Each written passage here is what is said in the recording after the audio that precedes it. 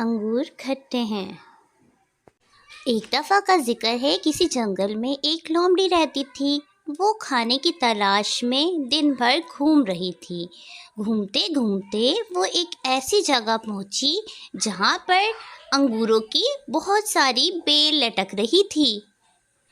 लोमड़ी बहुत खुश हुई। वो सुबह से भूखी थी और हरे हरे रसीले अंगूर देखकर उसके मुंह में पानी भर आ गया। अंगूर तोड़ने की लोमड़ी ने बहुत कोशिश की। उसने उछल उछल कर चाहा कि वो अंगूर तोड़ सके, लेकिन अंगूर उसकी पहुंच से बहुत दूर था। करीब ही एक उल्लू बैठा लोमड़ी की नाकाम कोशिशों को देख रहा था। जब लोमड़ी ने थक कर हार मान ली तो उल्लू ने उससे कहा, क्यों भी लोमड़ी, तुम थक गई? तुम जितनी भी कोशिश कर लो, तुम इस अंगूरों तक नहीं पहुंच सकती।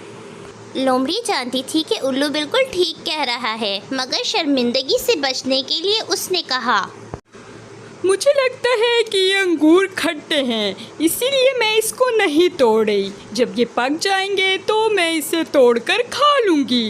वैसे अंगूर खट्टे हैं, इसीलिए मैं नहीं तोड़ रही।